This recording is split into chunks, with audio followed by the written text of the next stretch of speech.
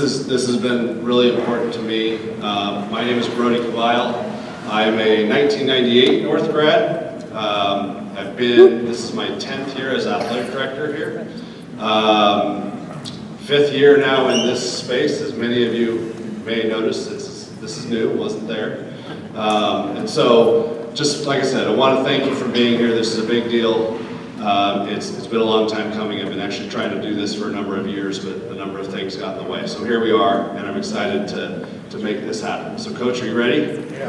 All right. I'm gonna have to sit down. I know that's hard. I get it. Yeah? You actually over here.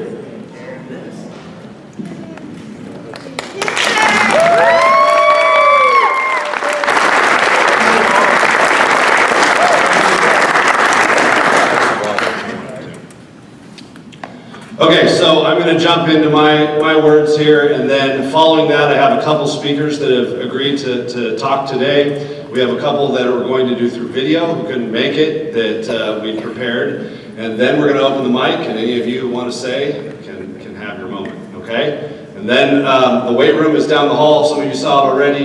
You can run in and see and check things out, and then we'll just kind of mingle and remind you that there's a homecoming game tonight against Sprague. Our team is 2-1. We're pretty scrappy. We're fun to watch. And so just glad you're here, okay? All right, here we go. So I've sat down multiple times to think about this moment. That moment when everyone has come from near and far to be here, to honor a man that played a pivotal role in their high school story. I've thought about what I should say.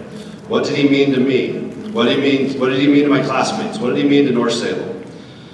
There have been multiple rough drafts, little notes, reminders, stories that would be worth bringing up in this setting. Each time I sat down, I found myself lost in thought, meandering off to those memories of North Salem in the mid to late 1990s. It was yesterday, sitting with Coach B and our PE team here at North, listening to them ask him questions about how he did things, what worked, what didn't, what does he suggest, and what does he think of what we're currently doing. Those teachers didn't know Coach B. They have heard me talk about him, but that was the extent of it. One of them, Coach Herman, is a North grad. He has heard about Coach B, but he didn't have the opportunity to work with him. Regardless, the stories are out there. And they all heard stories, but never met the man. They got that opportunity, and I couldn't help but get lost in that moment.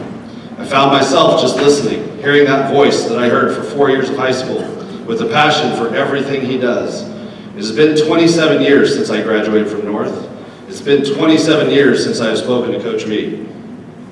And yesterday I stood in that room with those teachers and him, and I just listened. He's the same guy. He spoke to them like he always spoke to us, with focus, conviction, and motivation.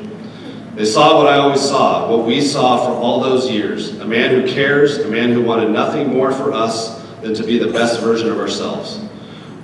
It brought a huge smile to my face, and I realized I could go on and on about Coach, and he deserves all of it. Or I could do what I came to realize. My role here is simply this, to help honor this man by putting his name on a room that North, although it's no longer the same room, holds the same memories for all of us. My role today is to give a platform for all of you to celebrate Coach and let him hear your voices.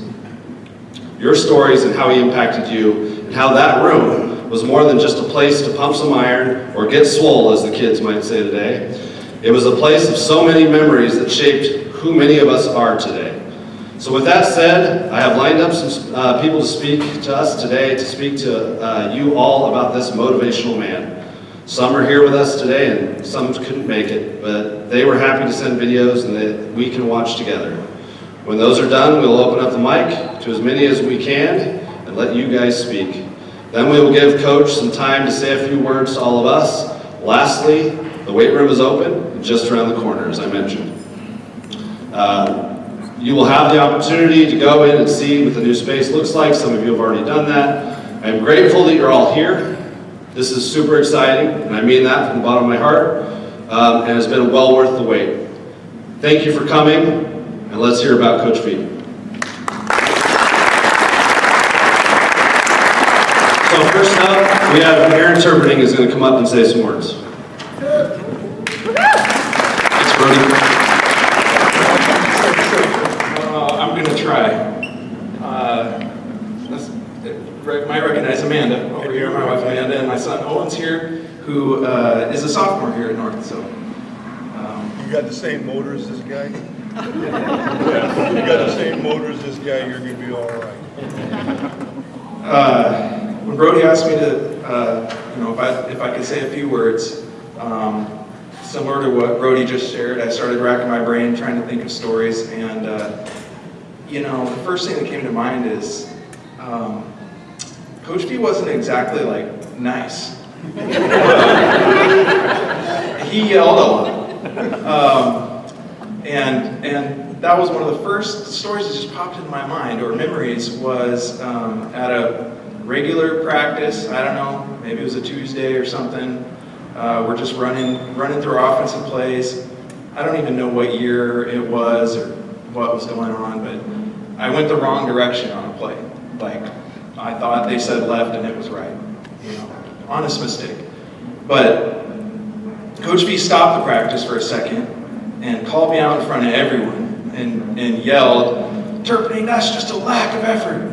And if you know me at all, like, that hit super deep, because I was like, what?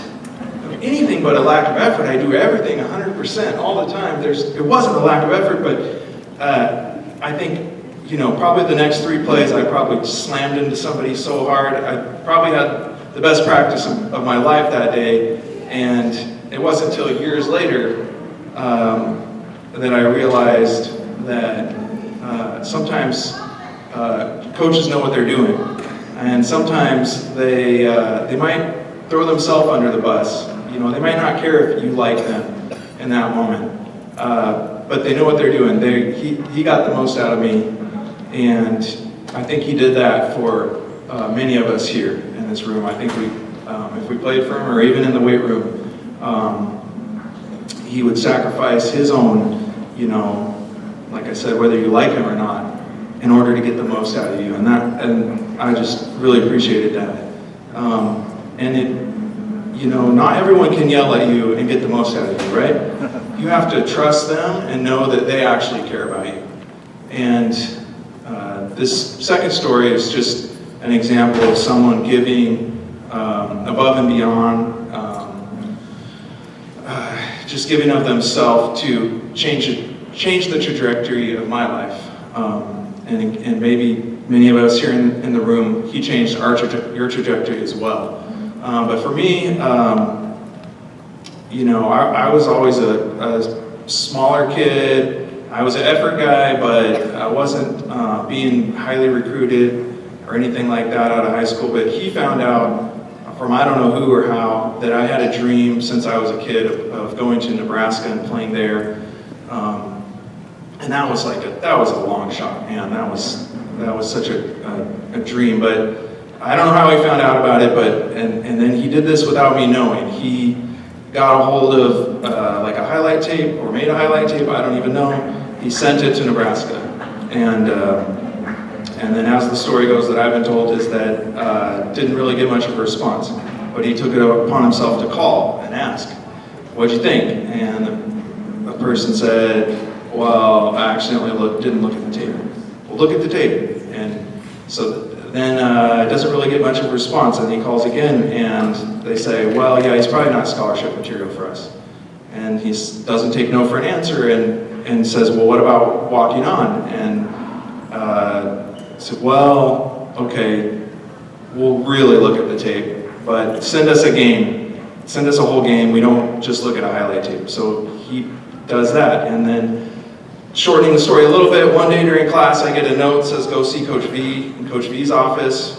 So I walked down, back was down in the basement, went down there, and he's just in the corner with his back to me, doesn't even turn around to say hi, and just goes, "Someone's on the phone for you." And I was like, okay, so I went over there and picked up the phone, and it was Coach Darlington at the University of Nebraska, the defensive backs coach, and he was just told me that he saw the tape and whatever, and he wanted to ask me to walk on, and the rest is history. But that's just a story to me of someone stepping into someone's life, a kid, and going way above and beyond. totally changing the trajectory of my life. That would have never happened if Coach V didn't do that. And I know many of us here are here because he did similar things. And so this honor is well-deserved. You're a person that we love and respect, and you can yell at us because we know deep down you care, you truly care. Thank you.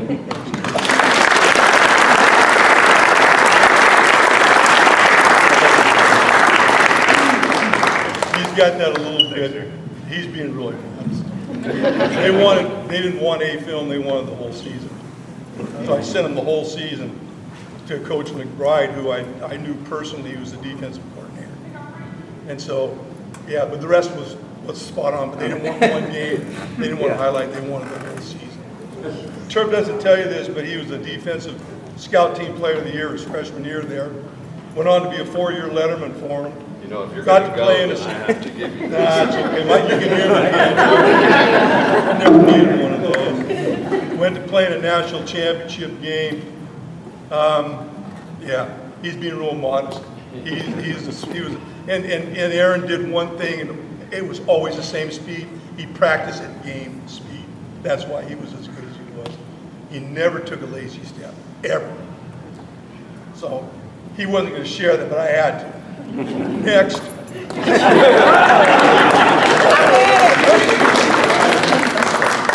Angela Irish is our next one, and she's on video. Coach, you're gonna turn your chair just a little bit here. Hey, Coach. Hey, Ann. One of your all-time favorite students. I was such an angel. I never gave you any problems or caused any grief. Just kidding. I was not an angel in high school. However, it could have been a lot worse without you and some of my coaches, so thank you. I really wish I could be there to celebrate with you and to see you today, but I can't, so a video is going to have to do for now. Congratulations on this incredible and well-deserved honor. After I got a text from Sasha about recording a video for this event, I really started thinking about my years at North and what they mean to me now as an adult.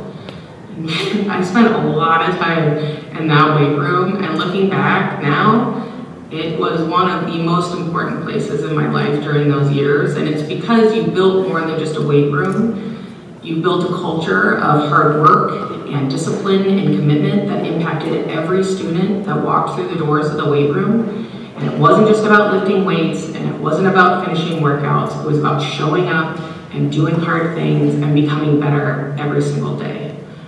For me personally, I'd like to thank you for never giving up on me, for always pushing me to do better and to be better, and always holding me accountable and never listening to all of my excuses as to why I couldn't put more weight on the bench press bar, or why I couldn't do another fartlek, or the other millions of things I couldn't do. You never listened, and I appreciate it now. I appreciate it now.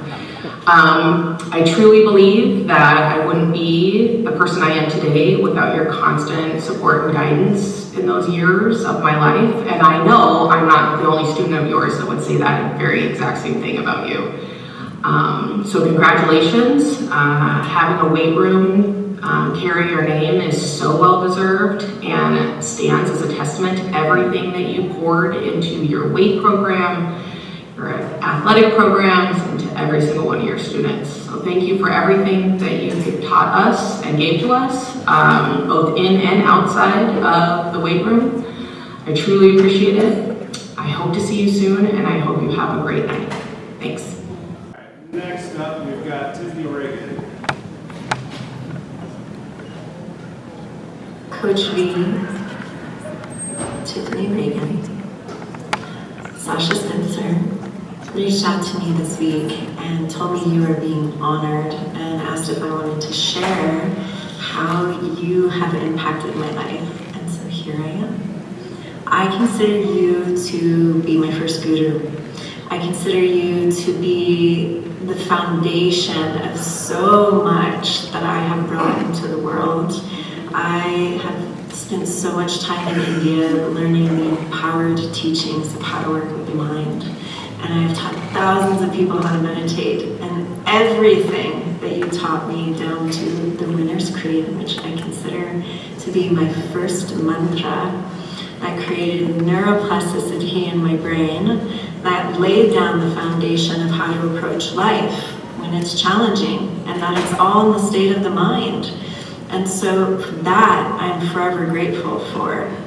You also were an example of somebody who is a good person, who is a conscious, powerful leader, who taught us how to be that.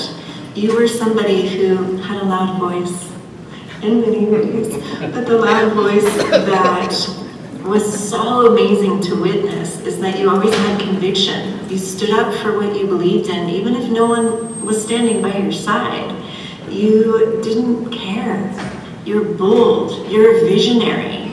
The things that you brought into the world are so powerful. The approach to strength conditioning laid down the foundation of how I approach my body, my mind, my spiritual practices.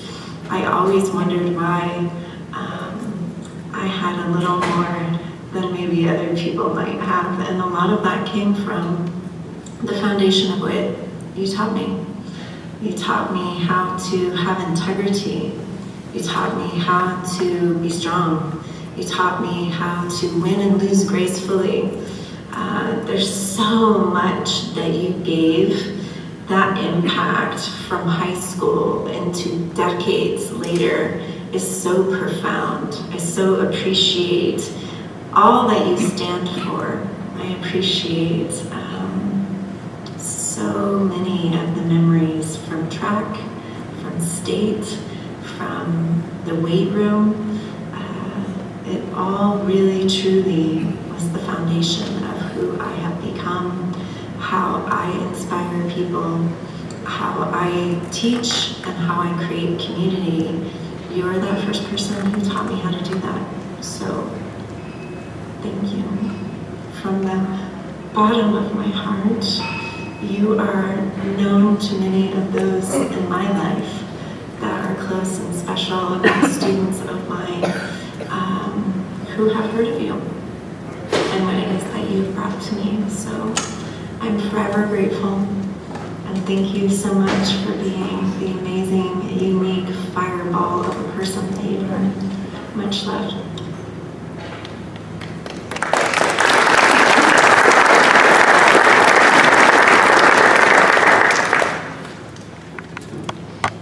Okay, next up we have John Lewis.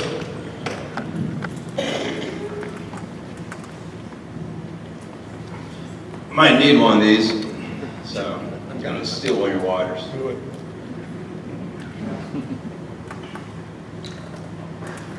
Excuse me for, I'll be reading from my notes. You know, like everybody, there's a lot that has been coming back last couple weeks, you know, with all the experiences, talking about the old weight room with the carpet on the walls that smelled like something died in there, just tiny, and people went nuts in there lifting weights. And then we go to the monster weight room that so many students work to build. It's really crazy, and I think it's really fun that we're able to be here and talk about our experience with Coach V. And it's great to see some familiar faces. It's been a while. So my name is John Lewis. I'm the class of '94. I went to school same time Alan and Adam were going there, and Coach V was my weight training coach. And I didn't know this about you, but Coach isn't your first name. It's Jerry.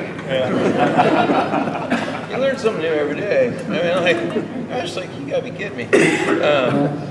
I graduated 31 years ago, and I never thought I'd be able to, you know, come back and talk about someone like Coach V, who is such a monster figure in our school. So, should I use this thing? No. I learned from you, man. That's not just weightlifting. Like, so can everybody hear me all right? Yeah. All right, good. More comfortable that way. I don't like microphones. So everyone that knows Coach V knew he created an environment that people wanted to be in. It was fun. It was positive. It was engaging. People went in there and they tested themselves. It was just an amazing environment, and he could rock the room with his laughter. His tone of voice comes up a lot, which is really cool. He could rock the room with his laughter, and that gets forgotten. But then he could always, if he knew that you had more in you, he would flout, "You gave up! You quit on yourself, you had that." And you'd see the side eye come out. And so the roaring voice, it was inspirational, like everybody here said and Aaron said. I mean, you know, it made you want to do more. And that's something that was just very special. If you're ever on one of his football teams, you'd hear the pregame. You know, it was big. It was, you know, the room was silent, and, you know, Coach B went on about just how we're going to win, how we're going to be victorious was the word that always stuck in my head. And it was just, you know, give you more motivation than, you know, humanly possible. And so my story started with Coach B when I was a freshman. Coach Robinson had us running the track in PE. Running was not one of my strong points. And came around the track, and there's Robinson and B, and Coach B goes, "There's my next linebacker." I didn't play football and didn't know anything about football. I just figured a linebacker was something we're going to learn the next semester in PE. But either way, that spring, a couple of the freshman guys were like, "Hey, we're going to the weight room lifting after school," because I don't know if you can now, but you couldn't be a freshman and lift weights during class. And the weight room was so small. You know, like I said, the carpeted walls, and you know, but Coach and students for many, many years did the fundraising to build a weight room that many of them never even got to use. I mean, and so it's a really amazing effort. And I would imagine most of the people here, or a lot of them, remember that weight room. It was literally the house that Coach B built. It was so amazing. So that's where I had the opportunity to get to know Coach B and learn from him.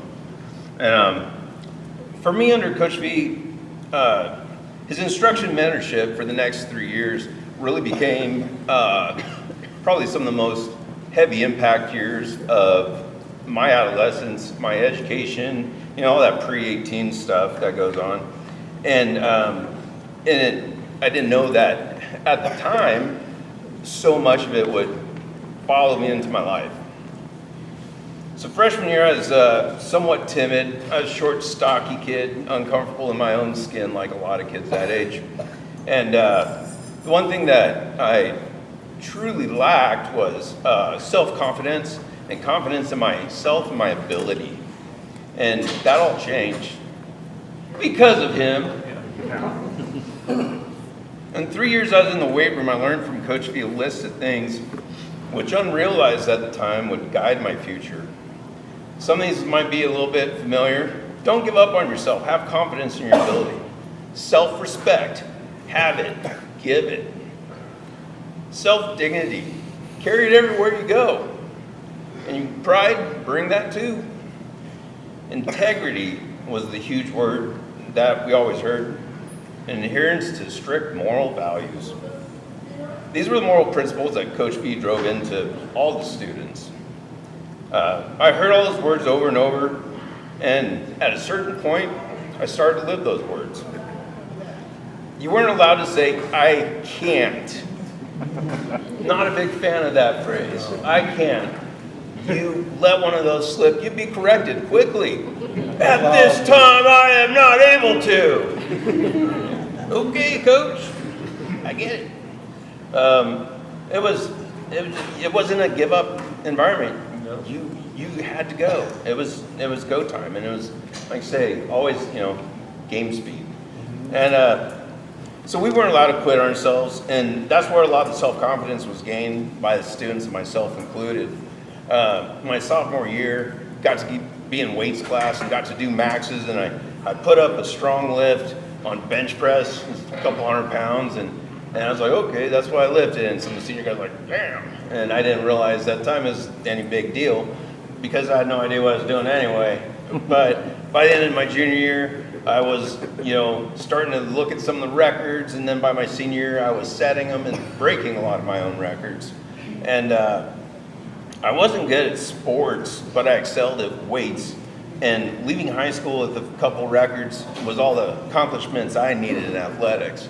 And I don't want to like make anybody leave them with too much anticipation, but I did not become a great sports athlete. I was terrible, but I could lift weights. So, but it's not what I accomplished. It's the how and why I accomplished what I did. I had so much confidence from Coach V, and I built up my self-worth, my integrity, because I was taught to work hard and have the strong work ethic, and be relentless and never give up on myself. That's what I was taught. Everything I took from Coach V created a base for my future. Need some of this. It's good to see you, man. Because Coach V, I learned to be confident. I respected myself. I respected others. I took pride in my efforts and my accomplishments. And it's followed me through my career, where once again, there's challenges and obstacles to overcome in your careers. There's some big ones, but in the end, as Coach V would say, we were victorious. Yeah. And I just remember that from the pregame, we will be victorious. These same principles I've passed along to my kids, who they're both amazing kids. At 49, I've had good fortune to have a successful career and a wonderful family. And a lot of my industry peers asked me, they're like, what's your story? What was your direction? How did you do what you decided to do? What was your path? Where did it come from? And it always begins with the story of Coach V. By far, my first mentor, and I tell people that, I'm like, find a mentor. Focus on that guy.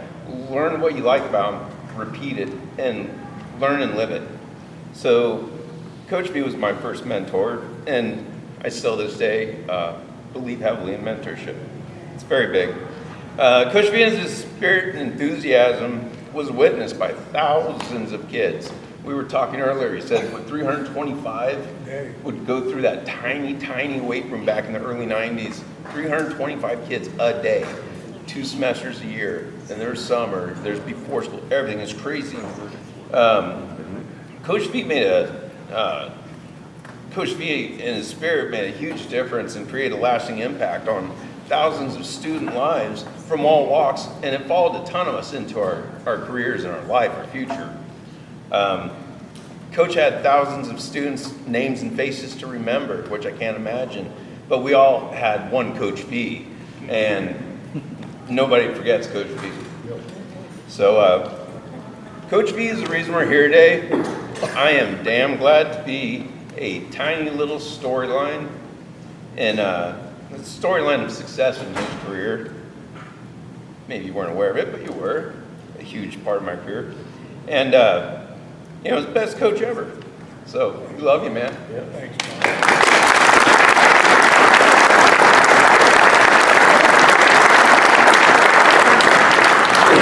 Hi, Coach. I am gutted that I can't be there with you guys today. I'm on the road with Cal football, but I wasn't going to miss an opportunity to say congratulations on this well-deserved honor and to thank you for everything that you did. We knew that you were something special. I mean, you're everybody's favorite teacher, but I don't think that I personally recognized how much I was going to benefit from everything that you taught me until I stepped onto a college campus and a college team and was the only one of the freshman girls who knew how to clean. It was just the beginning of a series of revelations and appreciations about the foundation that you laid for me athletically and how you prepared me and my body to do the things that were going to be asked of me at the next level and the level beyond that. I have never stopped referring back to all the things that we learned in that weight room. I think you taught us not just how to lift and how to run, but how to feel about ourselves, how to treat our teammates, how to believe in ourselves. For a lot of us, you were the positive male role model that we needed. You were a man of integrity. You loved your wife, you loved your kids, and you loved on us in a really honest way. You held us accountable, and you asked hard questions, and you made us give the hard answers, but you never gave up on us, and that was always abundantly clear, whether you were an athlete or a kid who just had a spot to fill and signed up for weights. You cared about us all the same. You encouraged us, and you believed in us. You told us that if we think we can, we will. And guess what, Coach? We did. Sasha couldn't finish that one, so she said. Okay, sorry. Let's get a little emotional. I heard her trying not to do that today, so I had to cut. But I do want to say congratulations and hello to Shannon, and thank you to Adam and Alan for sharing your dad with all of us. We love you, and I hope you enjoy being celebrated. Bye.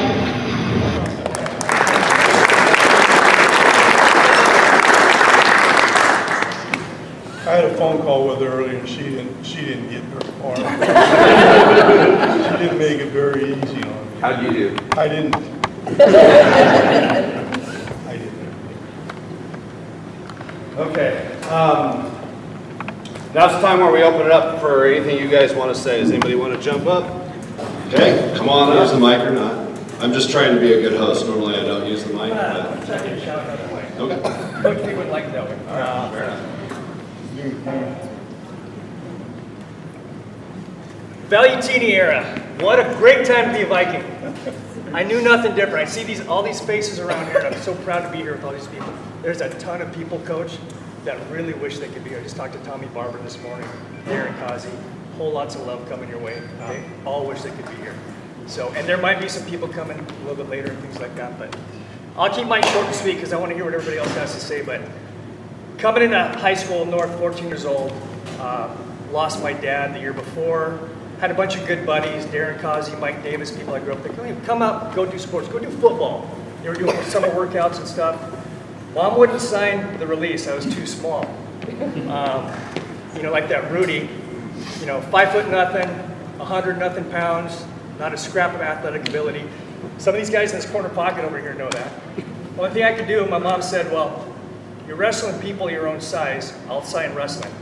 So, got into wrestling, 98 pounds, never had to cut weight the whole year. That's how small I was, all year long. But I got to meet Coach Lacey, Coach Lacey's looking at you, Coach V, a little bit later when they opened up the weight room after season for lifting, and I was going to go do track, and that's where I first met him. And as he's reading after school people, my name on the list is R. Udi. Rudy. The movie Rudy never came out yet, but I was defined at that moment as Rudy for the rest of my entire life.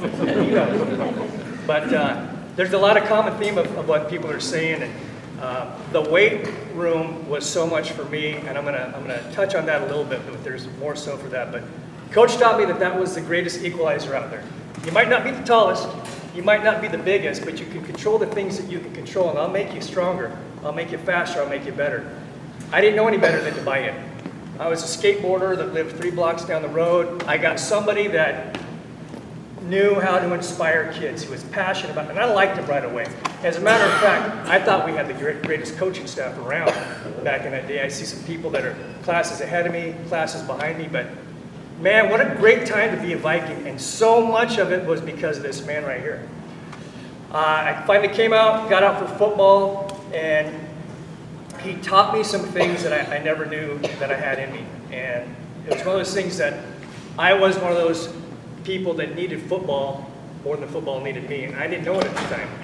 And as much as I looked at him as an older brother at the time, He was really the father figure that I needed in my life, because I could have gone a whole different way. A lot of my buddies did. You know, we had options. We either took a left or we took a right. And he took it upon himself. And I don't know, I mean, we know that thousands of people went through Coach V for the weight room and for sports and athletics. But whatever it was, he took a genuine interest in me and made me feel good about myself. Made me see that there was more out there for me. You know, believed in myself. You can accomplish anything. And it inspired me so much. I became a sponge for all of that. I wanted to do more. I wanted to learn more. And he never ever let me down. He was there for me in everything. And he was making sure that he was calling my mom, that I was getting the workouts, I was doing all the stuff I should be to be successful. And I didn't know where it was going to take me. I didn't know what it was going to do for me. But sophomore year, I was third string everything. Junior year, I was starting on the offense. Senior year, I was starting both ways. And I was fortunate to have a little bit of career in football and track after high school. But everything he taught me back then, I took with me through my entire life. I didn't know any differently. Because I had so much success at an early age, it was ingrained in my soul. And so much so that years later, you know, I've been coaching in the district for 25 years now. And I've taken everything that Coach V has taught me, and it's been so profound and important to me that I wanted to share it with everybody else. I wanted to be able to take what made me successful and share it with other people. And that's how I get to continue to be involved in the sports. I love athletics. I love everything I do. I love going out there on Friday nights. I love summer workouts. I love everything. And it all started right here. I didn't know I had a love for it. I didn't know what I was missing. But for some reason, he found something in me, and he enhanced it. He taught me to believe in myself, and I brought the best out of me. You know, he had, you know, the things that Coach V, like he became my senior year, he was my pole vault coach. I don't know that he'd ever coached pole vault in his life, but I was pretty successful. I was pretty successful. And he goes, you know, last year we're going to coach you. I'm going to come out, we're going to do some pole vault. Okay, coach. Okay. He goes, all that stuff you're doing, we're going to change all that. Okay. So he would take me to his house. We would watch VHS videos. He would cook me dinner. Alan and Adam would be there. Spaghetti, lasagna, things like that. We'd watch VHS, and he would show me. He taught me a whole different way of doing it. And this is before internet. This is before DVDs. How he got all this information, I don't know, but he did. And it helped me to tie for the district title my senior year, and I placed in state my senior year in the pole vault. And these are things that, not only for me, but for other people that are out here and other people that couldn't be here today, that he inspired in all of us.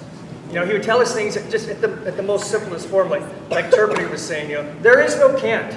And there's only an off and on switch. And when he's on, he's the loudest guy in the county. And that's just all he was. He was 100% of the time. And that's what I love so much about you, Coach. And things about, you know, simplify things at times, you know. Rod, you know, it's Rod, Rudy. You guys can all hear that voice from back in the day. You go, just stop it, it's a teacher. Stop thinking so much. Don't use your head. Just go play football. Yes, coach. Here we go. So, anyhow, for a whole lot of people that couldn't be here, and for the sake, I want to let everybody have a chance to say thank you so much for everything you did for me, for friends, for thousands of people around. What a great era to be in the Valentina area, the Viking, and it's the best time of my life. Best time of my life. I love it.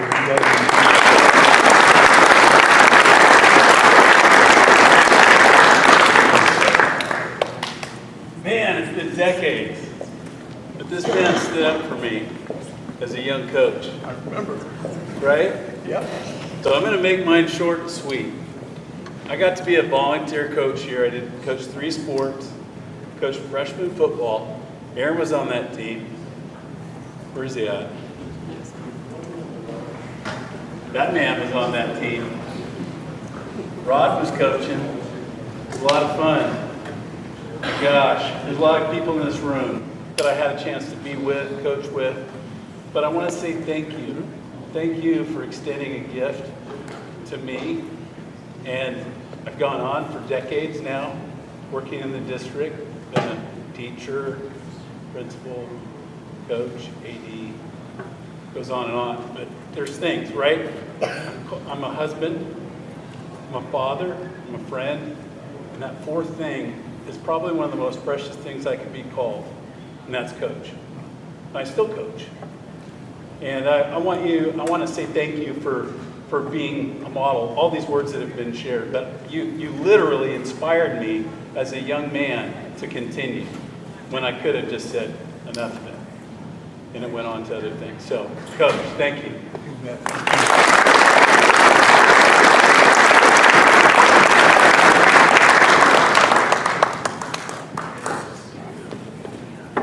I love this man. I wouldn't have graduated high school without me. I skated through life. Skateboarding was my favorite thing. Skateboarding used to be my favorite thing. It was the only thing that really, I wanted to do. I wanted to skip school and skateboard. I didn't want to be at school at all. I went to his weight room, and it became my new favorite thing. I was there every day from my sophomore year all the way through my senior year.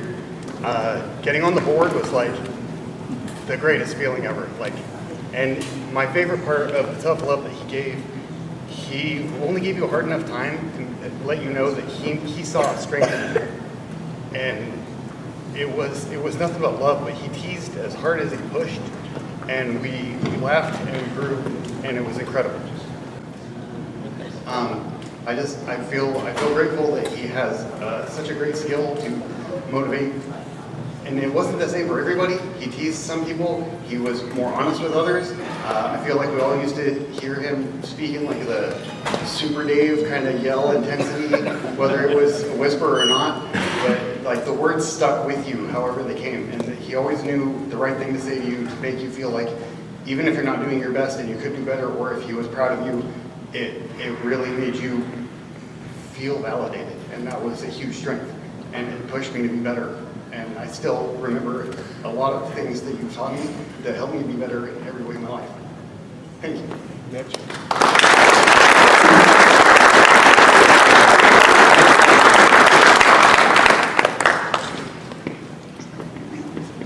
Hi, I'm James Ellison, class of 92. I met Coach V back at Parrish, my last day at Parrish, and took me up to the south, and he said, "Don't go do that. The weight room's in the gutter, you don't want that." So we built this new weight room. So I went over here and extended my powerlifting career to Bushel Olympics, Oregon. So I lifted through 2008, and I retired. And I called Coach V. He said, "This is it, we're retiring." So he drove all the way down from the Salem to see me lift. One last time, I set an all-time record of my last lift, my weight category.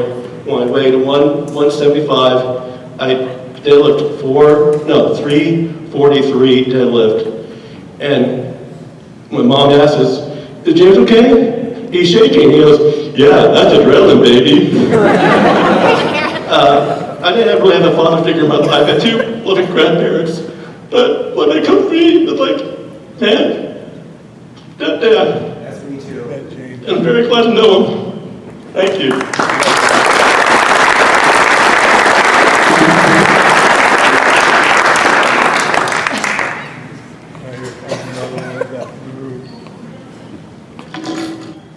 Going to be shaky on this mic. I was the second leg of Tiffany, Sasha, and Angela on the track team, so I was really happy to see them. I'm still in Salem. I am Jill Comstock, now Jill Moore. I married one of Coach V's football players from 1996 also. We've been together a long time. This man right here, holy smokes, isn't this great to be here to celebrate him? The impact you made on my life really was giving me the courage to figure out who the hell I was.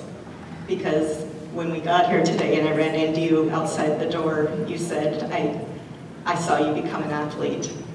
And I came from a small Catholic school at the 8th grade into North, and it was like a deer in the headlights. I knew only one other person, and it was really scary.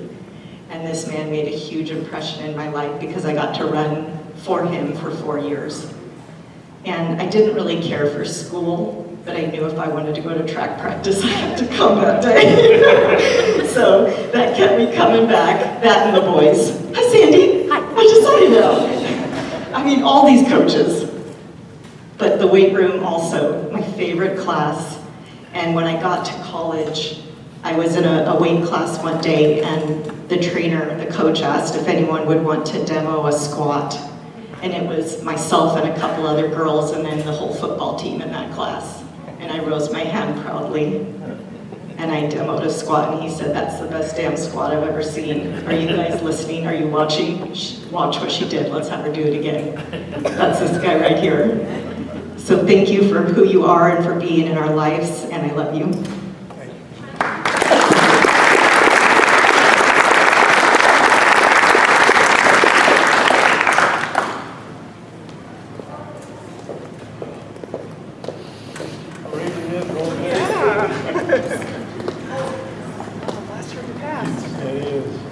My name's Heidi Queering, class of 99. Back then it was Heidi Lidner. And I was one of those kids who just happened to sign up for weightlifting, and it was my best friend and I. And you couldn't imagine two girls who looked more out of place in the weight room. But you very quickly made it home for us. Blessed us with nicknames. We were the Gruesome Twosome, the Dastardly Duo, because we were pretty inseparable. But as unsure as I was when class first started, by the time I graduated, my name was up on the record boards. I really found something I loved there. And I mean, that was one of my best classes and fantastic. And the lessons you instilled in me around integrity and empowerment and accountability, I mean, these have served me. They continue to serve me. And so, selfishly, I'm really thrilled that you're being honored so that I could come in and say thank you. It's really wonderful, and it's just so great to see you. Thanks. Yeah, thank you.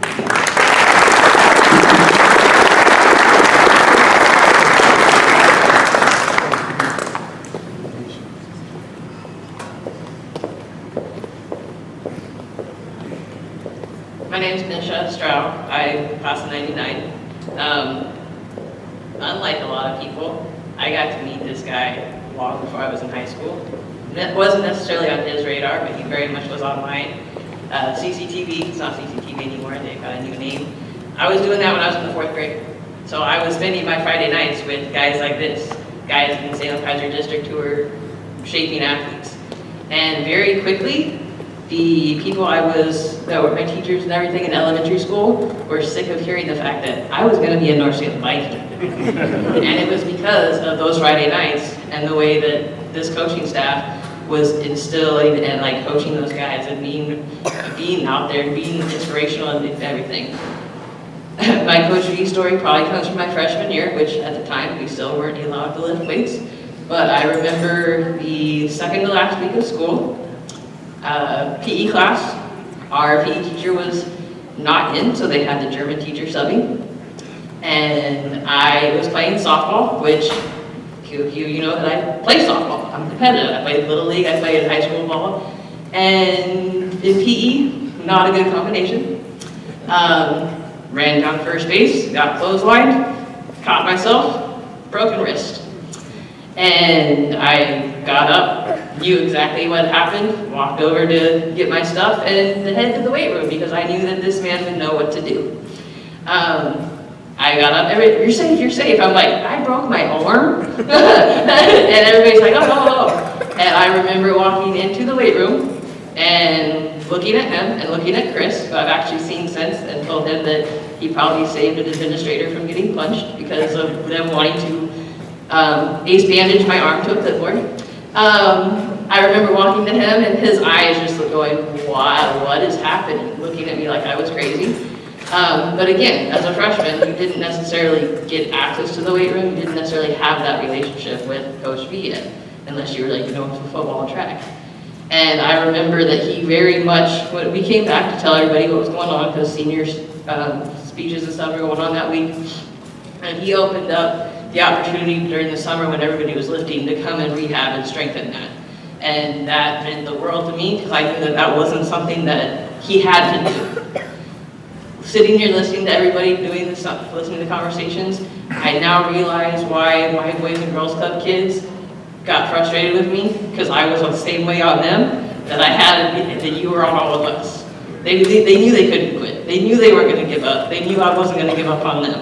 And I know now that those traits and that characteristic that I passed on to them was from my time here at North Salem with coaches like you.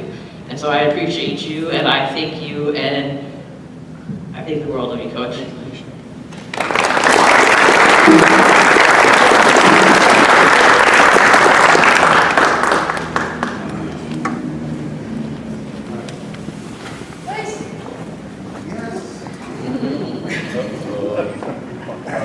I'd write a quick note to myself. I apologize ahead of time. He and I have been buddies for a long, long time. We coached together. I had to write a quick note because in the course of all of my indiscretions of life, I suffered 17 concussions. So that explains a lot about my personality and stuff, which he rather do. So when you think about leaders, when you think about people who seize the opportunity to change people's lives, to pay it forward, to help them get better at whatever it is that they're striving for, you start to get a combination of thoughts in your head and characteristics. What do successful people do? They're leaders. He's a leader. He leads by example, integrity, positive work ethic, never take a lazy step. There are no shortcuts. There are two kinds of class in life. There's first class and no class. Pick one. There weren't any options. This wasn't multiple choice.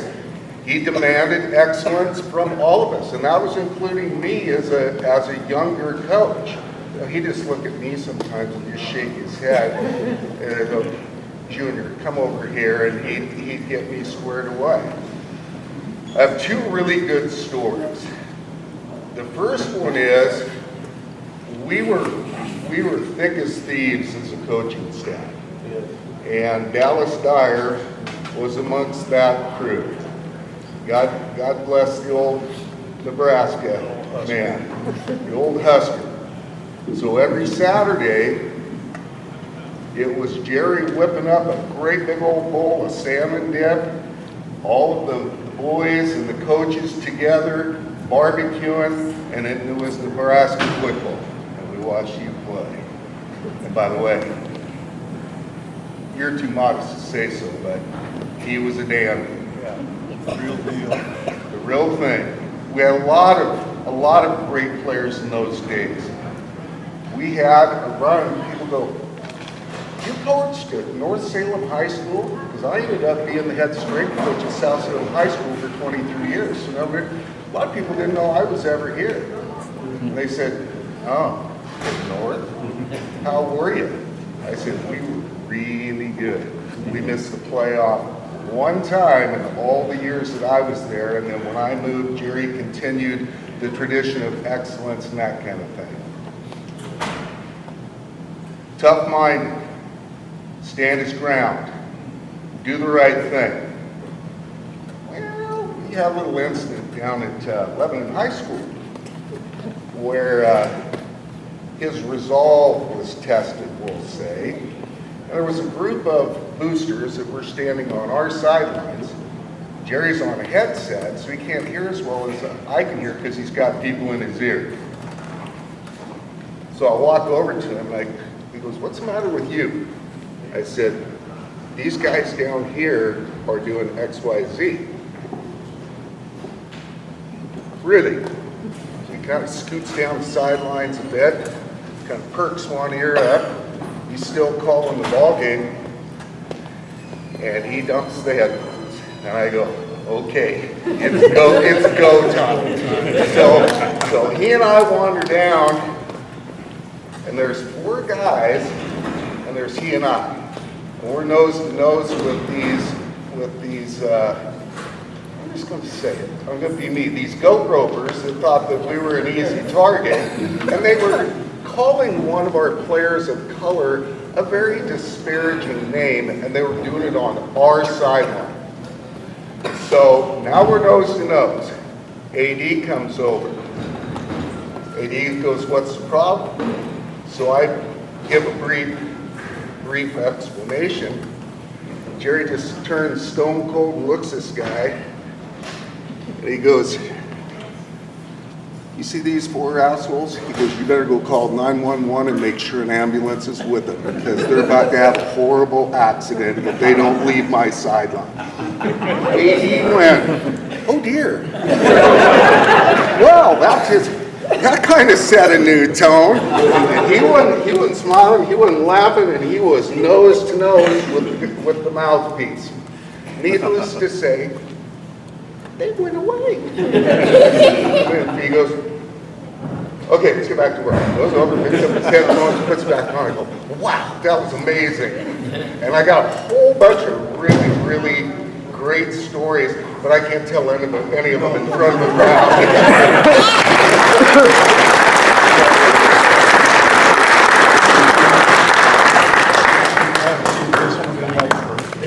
Forever? Are you like showing my age to everybody? My name's Allison Hadley, class of 91. That's my, yeah, 3 of us. Microphone. Yeah. Oh God, do I have to use a microphone? Yeah. Okay. Unless you got my voice. All right, Coach. I drove down from Bend this afternoon just to, not to say nice things. First of all, I want some reimbursement for some back pain here, knee pain on this one, and I'd really love some lipo for right here for my arms. I know where you can find the sympathy, but it ain't. Yeah, I know, exactly. There it is. Yeah. No, seriously, I did drive down here just to see you. I'm very honored to be here. I'm not going to say anything that you guys haven't already said. You guys did a wonderful job, so I'm just going to say a quick little piece. And it really isn't about lifting weights, except you did get it competitively, and I think I still have my name up there somewhere. So I want to see it. That's pretty good for 34 years. Yeah, but that's what I'm showing you right here. Because where the hell were you for the last 34 years to keep it toned? Yeah. So. No, what I want to say to you though is not lifting weights, but running. If you guys were in our class, Wednesdays we had to run the track. God damn, I hated you. I'm not a runner. I do not run. I did play 3 sports, but I hated running. So, fast forward after 17 years, kind of something not bad, but kind of bad in my life, I started running. So, and I started running really good, meaning every other day, 8-7 miles a day. And I was running. There's my 14-year-old. She was in the little stroller, and I'm running. That thing probably wanted to get out of her stroller, but I kept running. I hated it. It still hurt. But all I heard was, "Come on, Head, do it!" Yeah, because you were yelling at me every single time when I hit it. But honestly, it was something that kept me going for what I was going through. And to hear your voice. And that's what it's all about. That's what it's about. Yeah, so that's all I have.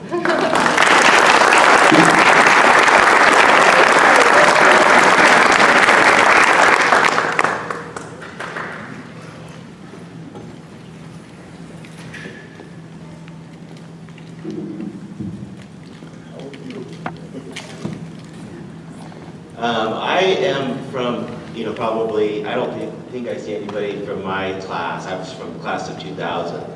Like, I would recognize Travis right away. But for me, it was a long time. I'm one of the kids that kind of came from, a pretty tough neighborhood, but I kind of came in at the wave of it, but, we were playing for Houck, playing football for them. And back then, Coach V would come over to where we were at, and show us, and get us excited about it. And I don't know how you experienced that, because, from that time on, I've worked with kids for 17 years. I've done a little bit of coaching and little league stuff. But the experience that I had under your coaching staff was life-changeable. It was those moments that would bring you to tears because of the impact that it had. And I had great coaches like, Chris was my baseball coach. He did a great job. I loved a lot of the people, but I couldn't get over you, and it's not something that I intentionally did, But, you know, when I was going through college and I couldn't figure out how to keep moving through it, I'd hear your voice, you know.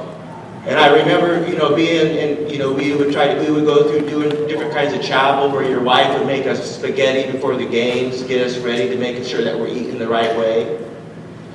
You know, otherwise I would have been eating cheeseburgers, for sure.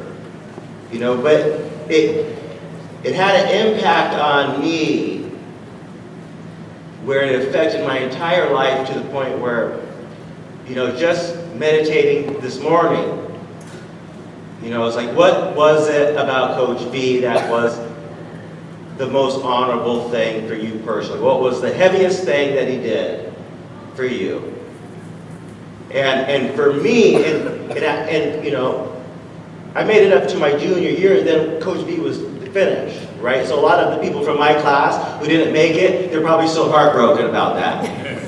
You know, because it hurt. We got hurt. It hurt us because we had our whole vision on this thing.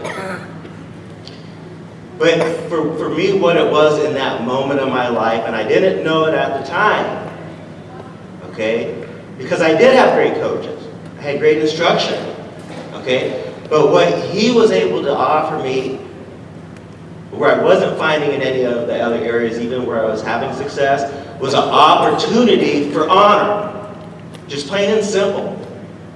You know, when we go to his things, he said, you know, I'm not teaching you football, I'm teaching you life. And he tells us the story about his two sons. And how one had to just grind and grind and grind and grind and grind and grind. You know, and that was what my experience in this world was like. You know, so there was just this offer of hope where it's like somebody is going to be able to appreciate if I just keep moving forward. You know, and I just kept seeing them over at the finish line saying, you know, let's go, you know, let's, you know, pull it together. That's what he gave me. You know, and it didn't make me a superstar where I became this rich man in my life.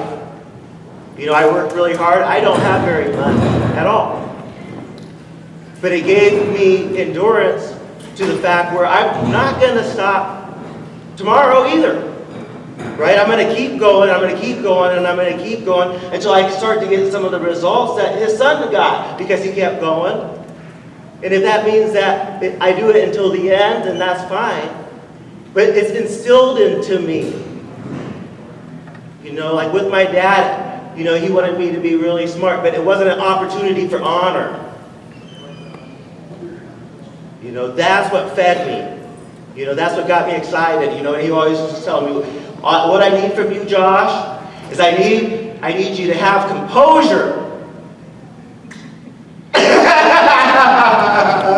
Until that moment in the game where he pulls me to the side, he says, "You're a street fighter! You get in there!" And so it was my life coming to life. That's where I experienced the full volume of teamwork. You know, for me, you know, I'm young enough where when I was a sophomore, Aaron was a senior. And so that's who I looked up to. That was the superstar. He was running offense, defense. He was making more touchdowns on our defense than he was on our offense. But that's what I loved. I loved that it kept going. And then I had Kongsi that came next. That was my generation. So I saw the wave of everything that he had built. And so I was really grateful for that. For me, that's really heavy. However you experienced it, you know, you've popped into my head multiple times. You know, I was sitting, you know, I was coaching a little bit with Ben. You're who we talked about, you know. And so I know how much you meant to him, too. Thank you.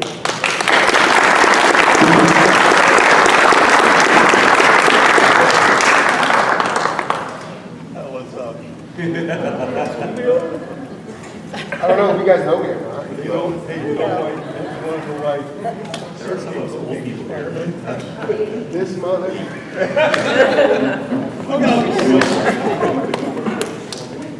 Good to see you, buddy. Yeah, good to see you. Been a long time coming. Coach V and I, for me, one of the, probably a lifesaver. just like everybody else. A little louder. Just like, I'm sorry? I don't speak loud enough? No, louder, Julio. Louder? Don't it be louder? Yeah. So Coach V is a very influential person in my life.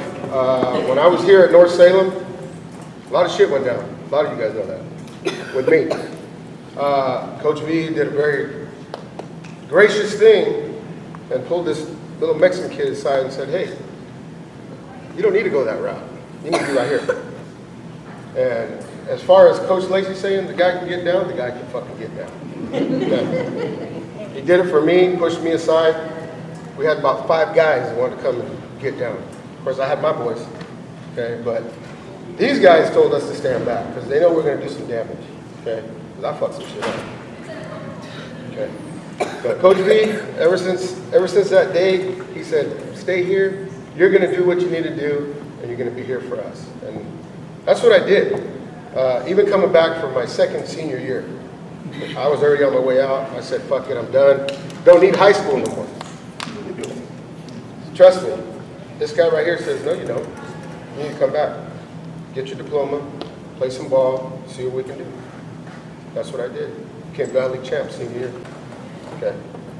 So, for those of you that were there, it was a beautiful moment. I don't remember that in Medford where I took that dude out. I got called into I thought I was in trouble. We were all in Medford. We drove down to Medford. We're in a hotel, and everybody's looking for me. Hey, coach, everybody's watching you. And I'm like, what the fuck did I do? Did I do something wrong? No. I get pulled in a room, and these guys are telling me, back then we're CCTV. We didn't know we were on TV. By the way, we got fucking robbed that day. So I guess I did a cause to fumble, but I'm about this tall amongst these trees, and somehow I get in there, like Coach B says, Jose and Hose B. Well, that day I chose B. So, it's a joke between me and him. I always get confused between the gaps. And he goes, you know why Mexicans are firemen? I have no idea why they're fucking firemen. I'm not a fireman. He goes, because they don't know Jose and Hose B. So later, I don't know who it was, I can't remember who it was, but somebody told me something about Italians, okay? Don't know nothing. They said, call him a walk. And I said, well, what's that mean? He goes, that's somebody without papers. And I go, the motherfucker's got papers, I don't know what he's talking about. But it was just one of those things that, you know, you fight fire with fire, but Coach V, man, I love you to death, bro.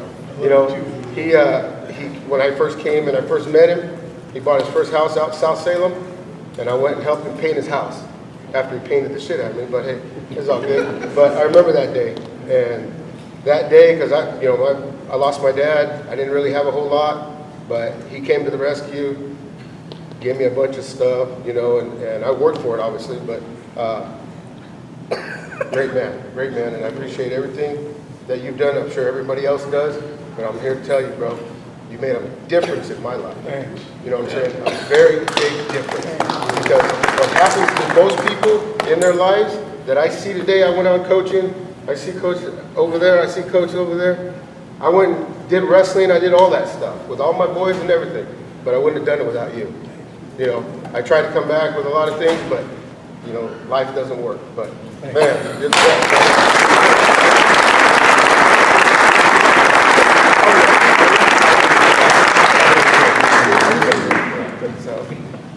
Okay, guys, I'm going to move our group here to the weight room. We have homecoming ceremonies and a barbecue and all kinds of stuff, and so this spot is now up in 1 minute, so I've got to make a move. But we're going to move to the weight room, we'll just continue in there, okay? My view of the world is super small. The view of myself is super small. And this grumpy old Italian saw the potential, believed in me, and somehow got me to believe in myself. And boy, did that shit pay off. And the stories and the experiences I have post-high school, I can't even quantify it. And the foundation was all poured, or helped pour by you. Thank you, man. And I can never, ever repay that. So thank you.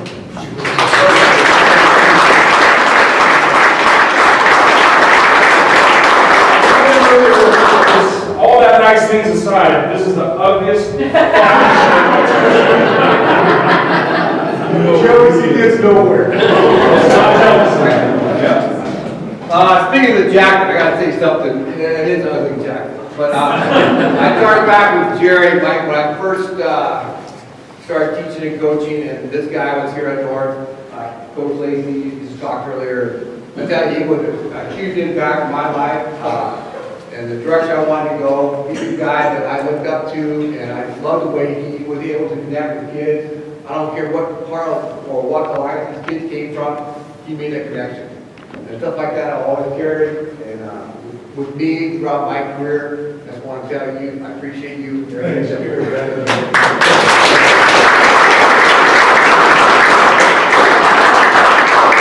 Okay, anybody else want to step up? Want to make sure that everybody has a chance. Come on. Okay. Okay, there. I don't know. I sat here and said, well, because they say everything, and then that way I won't have to say nothing, so I won't have to cry. But this guy, and I heard it, right? So I lost my dad at a really young age, and I sort of just fought through life in a really toxic single parent home that was just not good. And North Salem became the safest space for me. And super close with Adam during high school, so I got to spend a lot of time at his house. And this guy like literally just showed me how to love. And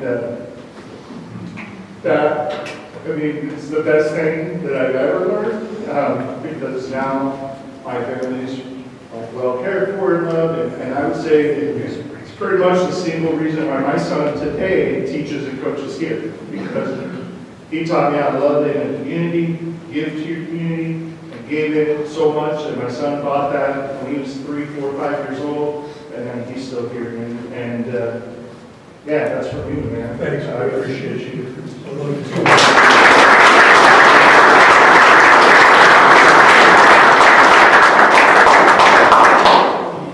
Okay, sorry, I was doing my athletic director duties. I guess there's a team here to play us. Getting to the stadium and all that, so sorry. Okay, so let's wrap this up, and then you guys can mingle and talk and do all of those things. You're going to talk to, trust me. Before it gets away from us here, I want to make sure we get some stuff here. Okay, thank you for coming. Appreciate it. That did went as well as I could possibly imagine. Okay, and then this is just a bundle of clothes, because as much as I like your jacket, I'm going to make sure we get some new North stuff.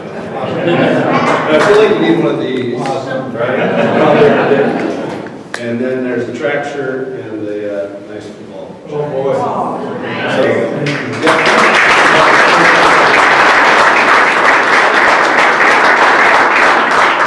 I'm going to do the best I can on this. I mean, I started out, he handed me the phone, it was Sasha. And I said, hi, Sasha, and she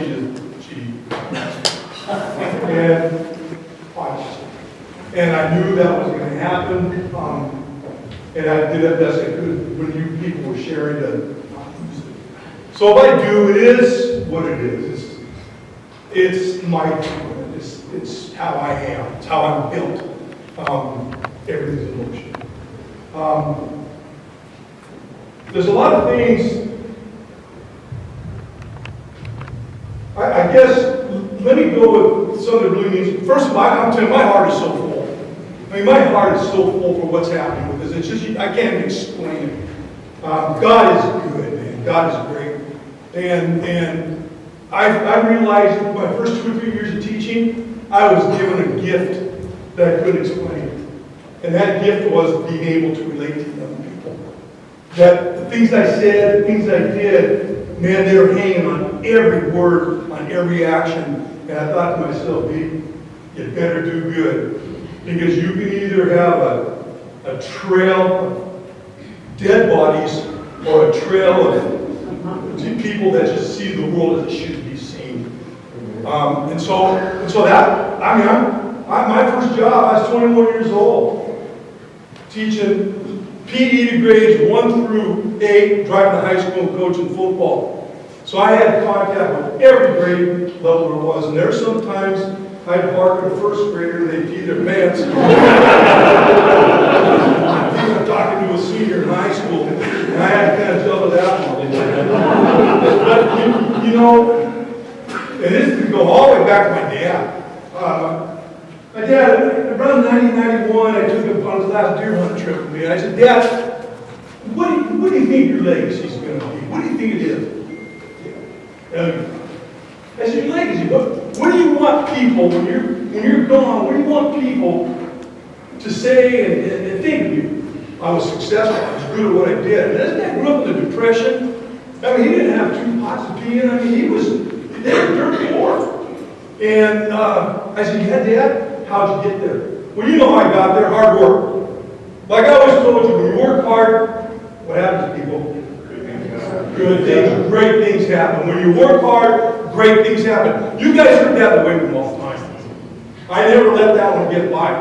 I said, so Dad, that's your legacy. Your legacy is going to be that because it was passed on to me. And I'm going to tell you right now, literally thousands. There's thousands of young people running around the state of Oregon that have been indoctrinated with hard work. And I use the word indoctrinated because that's what it is. I would not allow anything less than that. When you work hard, great things will happen. Anything that's given to you, again, my dad, anything that's just handed to you, anything you have not had to give something in return for means nothing. Means nothing. It's only those things that you have to give sweat equity with that will last forever.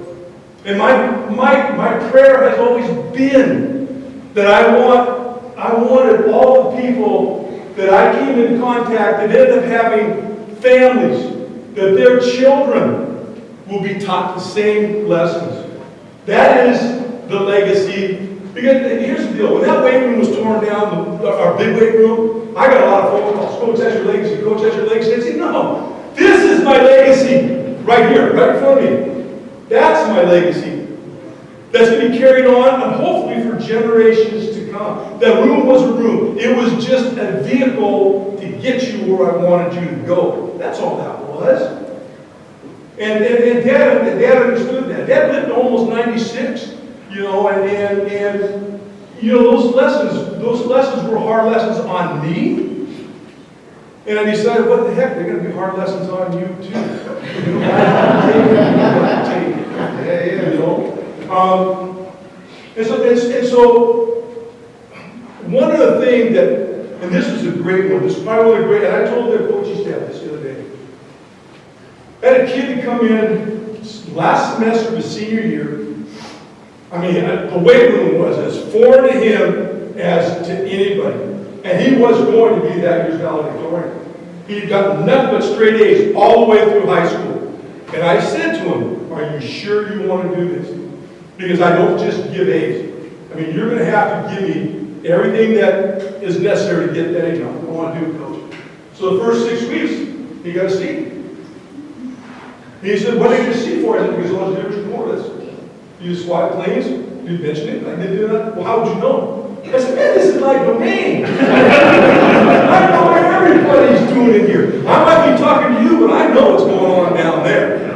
I said, so you know those auxiliaries, you got to get them in. Second grade period, got to be. Now I'm sitting in the principal's office with him and his mother, and she is livid. She is so mad. She said, you know, you're going to cost my son is. I said, hey, whoa. And he knew the ground rules when he came in. And I turned to him and I said, want me to give you an A? I'll give it to you. And he said, no, Coach, I want to earn it. And he turned to his mom and said, see, he's going to be there. He's going to get there. He did get that A. And he did become a valedictorian. And this was the most awesome thing. This was a good one. His speech had nothing to do with his education at North Salem High School. Not a thing. His speech validated everything we did in the weight room. Everything we did in the weight room. He said, if I had not stepped a foot in there, I would not be the person I am now, and I will rest assured that down the road, I will try to pass all that along to as many people as I can pass it on to. Man, that to me was the best. I mean, that was it. I was floating. It was like, now I know that these people, they really truly do understand. Because you know, when you guys are 16, 17, 18, you don't know nothing. You don't. You think you do, but you don't. And that really summed it up for me. I mean, that is what we did. And I heard it, you know, from all of you people that had something to say. You know, I think this world needs a lot more love. Yeah. I mean, right? You know, and that was one thing is I was never afraid to tell any of you I love you. Not a single one. And I wasn't afraid of any of the repercussions. You know, sometimes a male coach tells a female athlete they love him. Oh, you know, I didn't care. Bring it on. You know, those kids know how I feel about them. And you know, and I look at Jill. I told Jill this coming in. She walked in the weight room. She was not an athlete. Not even close. By the time she's a senior, she's one of our top sprinters, and she got there for one reason, only one reason, because she worked her tail off. And I can name one after another, Taibano, Hollywood, all you guys, man, it didn't make any difference, you know. And you know, when you said, is there anybody else, and it was dead silent, it brings back to that guy right there. The last ball game, our tradition was to give the seniors a chance to say their spiel. And everybody said what they were doing. That guy didn't say a word. So I thought, time to button it up, guys. And all of a sudden, Turp stands up and says, I got something to say. And my goodness, you could have heard him off. Because Turp never talked. He didn't talk. He talked with his pad. And that was it. But he didn't talk. And he said, and this is where I knew where your dream was. Turp said, don't ever give up on your dream. If you have a dream, you got to work to achieve it. Don't ever give up on your dream. And I sat down next to him, I said, that dream doesn't have anything to do with the University of Nebraska, does it? And he just nodded up and down, and then the rest is history. We took care of that one, you know. And I was lucky I had an opportunity to know personally the defensive coordinator in Nebraska at the time, Charlie Pride, and so that made it pretty easy for me to get things over there to him. But, you know, I don't know what else to say. I mean, I'm glad that this is a celebration and not a memorial.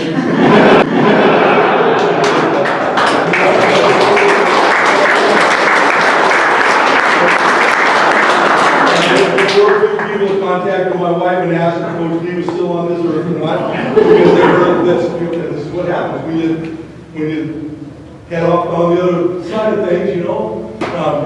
But anyway, yeah, I know for me to say I don't have anything else to say, but I always do have something to say. You know, God bless everybody, and thank you so much.